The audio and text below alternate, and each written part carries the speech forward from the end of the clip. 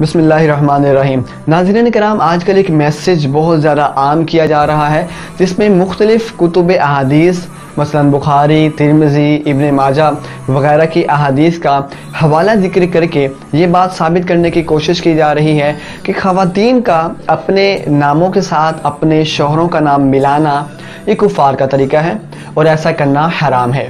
تو کیا واقعی خواتین کا ایسا کرنا حرام ہے؟ اسی پر میں آپ کو کلیئرنس دینے والا ہوں۔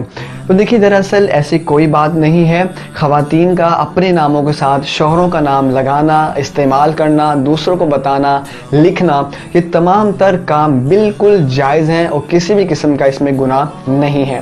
اور وہ جو احادیث پیش کی جاتی ہیں ان کا خلاصہ یہ ہے کہ حضور اکرم علیہ السلام نے ارشاد فرمایا کہ جو شخص اپنے والد کا نام ہٹا کر کسی دوسرے کا نام اپنے ساتھ لگائے یہ جانتے ہوئے کہ وہ اس کا والد نہیں ہے تو اس نے حرام کیا۔ بعض حدیث میں ہے کہ اس پر جنت حرام ہے، بعض حدیث میں ہے کہ اس پر اللہ، ملائکہ اور تمام لوگوں کی لعنت ہے۔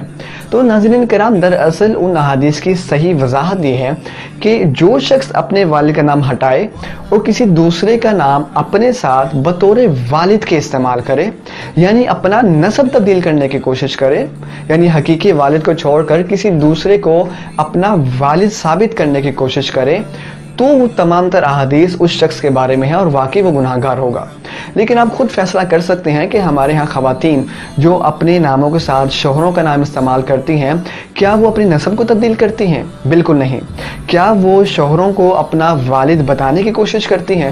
بالکل نہیں، بلکہ صرف بطور علامت یا بطور محبت وہ شوہروں کا نام استعمال کرتی ہیں۔ تو جب نسب کی تبدیلی ہی نہ پائی گئی، جب ایسا کوئی ارادہ اور فیصلہ ہی نہ پایا گیا تو یہ کام بالکل جائز ہوا۔ اور اس پر یہ کہنا کہ اگر یہ جائز ہوتا تو امہات المومنین بھی تو کرتی، لیکن انہوں نے نہیں کیا، اس کا مطلب ہے کہ ناجائز ہے۔ تو دیکھیے، یہ کوئی بھی قاعدہ اور قانون نہیں ہے کہ جو کام امہات المومنین نے نہ کیا ہو وہ ہمارے لیے کرنا حرام ہوتا ہے۔ ہماری آج کی اس ماڈرن لائف میں ہم ہزاروں ایسے کام کر رہے ہیں، اپنی زندگی گزارنے میں ہزاروں ایسی چیزیں شامل کیے ہوئے ہیں جو امہات المومنین سے ثابت نہیں، اس کے باوجود ہم وہ سارے کام کرتے ہیں اور اس کو جائز سمجھتے ہیں۔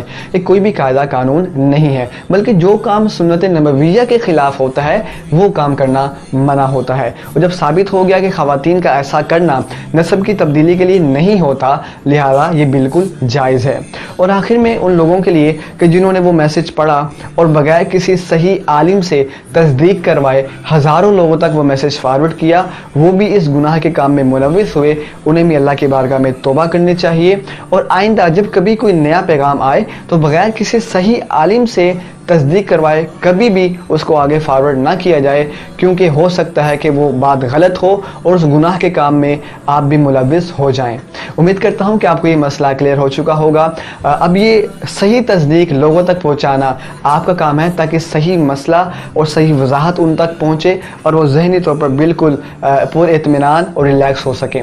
ملاقات کرتے ہیں اگلی کلپ میں، تب تک کے لیے دعاؤں میں یاد رکھیے۔ وما توفیقی الا باللہ۔